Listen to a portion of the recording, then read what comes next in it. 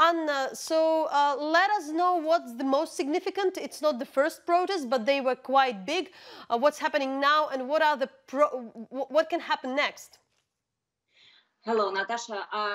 Well, basically, this is a unique situation. Yesterday, we felt like Moscow was some sort of part of North Korea for a short time.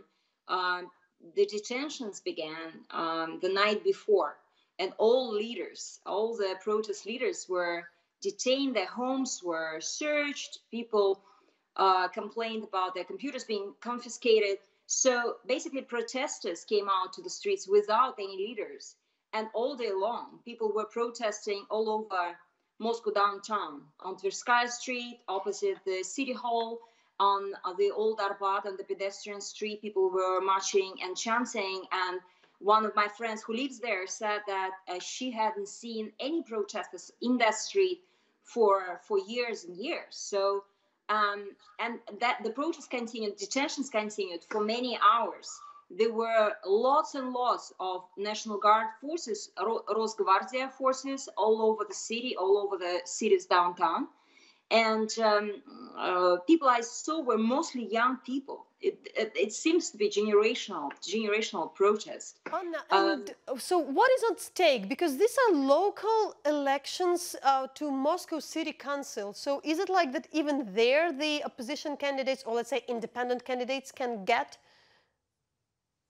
Well, you know, most young people I speak with, they came out because they are tired of corruption and they support Navalny and his allies. And they see these municipal deputies and municipal candidates for the elections who didn't get registered as Navalny's allies. So their leader Navalny in 2013 got almost 30%.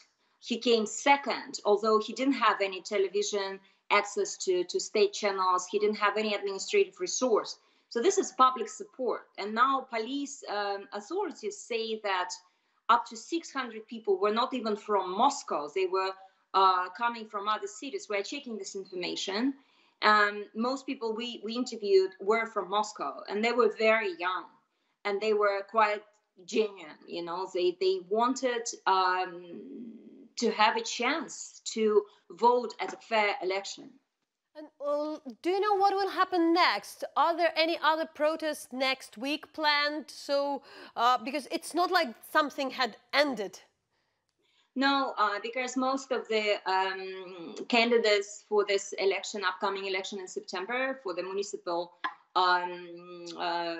deputies and the mayoral election, most of the candidates are having now big issues. They have some legal cases opened against them. They have fines to pay.